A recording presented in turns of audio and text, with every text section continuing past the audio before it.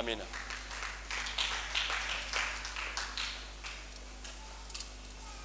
Amen. Basi asanteni sana.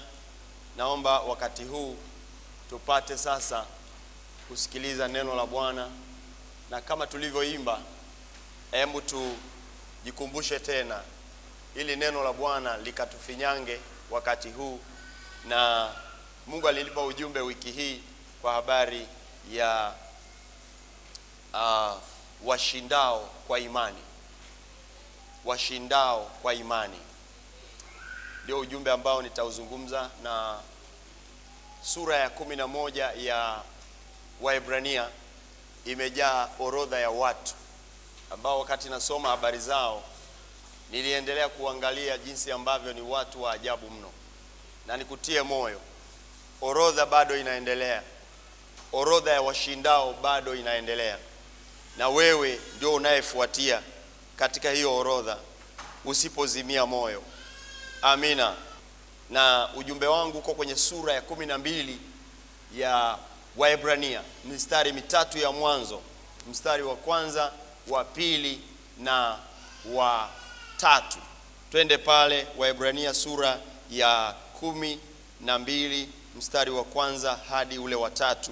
Maandiko yanasema, fungua Biblia yako na unaweza kaandika, washindao kwa imani, those who overcome by faith.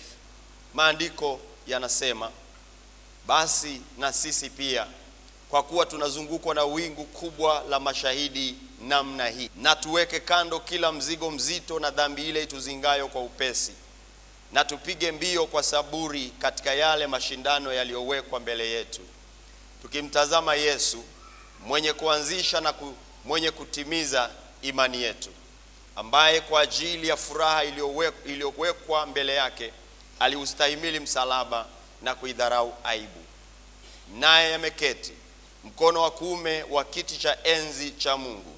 Maana mtafakarini sana yeye aliyeyastahimili mapingamizi makuu namna hii ya watendao dhambi juu ya nafsi zao, msije mkachoka mkazimia mioyoni mwenu. Bwana alibariki neno lake. Tuombe. Takatifu Baba yetu mbinguni, Mungu ketie mahali palipo juu, unayetupenda, utuwaziaye mema mchana na usiku, unayetupigania nyakati zote katika majaribu ya aina mbalimbali, unayetupa kushinda na zaidi ya kushinda. Yesu Kristo, wewe ndiwe Mwokozi wetu, na leo tunaona habari zako, jinsi ambavyo unatupa mfano wa washindao kwa imani. Pamoja tunatulia sasa kulitafakari neno lako, ili tupate kuelewa yale uliokusudia tuyaelewe katika ulimwengu huu wa sasa tulionao, na katika mwendo wa imani tujalie tuwe washindi, nasi tuwe miongoni mwao walioshinda kwa imani, katika jina la Yesu. Amen. Jina la Bwana libarikiwe. Jina la Bwana libarikiwe. Naomba kabla sijaongea nisome pia waraka wa kwanza wa Yohana mstari wa 4 na wa 5. Kwa maana kila kitu kilichozaliwa na Mungu hushinda ulimwengu, na huku ndiko kushindako ulimwengu, hiyo imani yetu. Mwenye kushinda ulimwengu ni nani? Isipokuwa ni yeye aaminie ya kwamba Yesu ni mwana wa Mungu. Mwenye kushinda ulimwengu ni nani? Isipokuwa ni yeye aaminie kwamba Yesu ni mwana wa Mungu.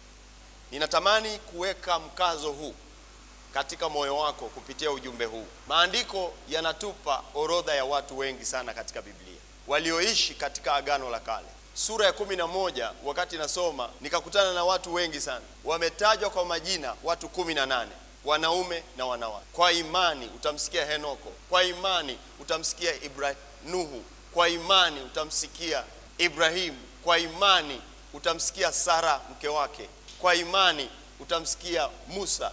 Kabla ya Musa unamsikia Yusufu. Kwa imani utasikia Musa. Kwa imani unasikia wana wa Israeli.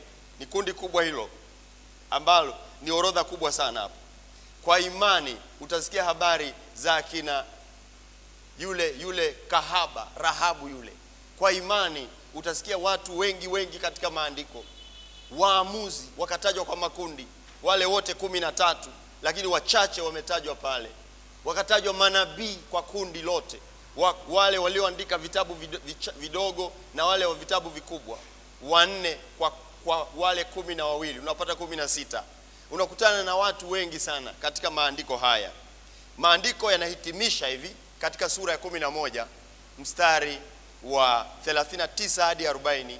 Waebrania anasema, na hao wote na watu hao wote waliotajwa na ambao majina yao hayakutajwa, wametajwa kwa makundi, wakiisha kushuhudiwa kwa sababu ya imani yao, hawakuipokea ahadi, kwa kuwa Mungu alikuwa ametangulia kutuwekea sisi kitu kilicho bora, ili wao wasikamilishwe pasipo sisi. Maana yake ni kwamba ili wao wakamilishwe pamoja nasi.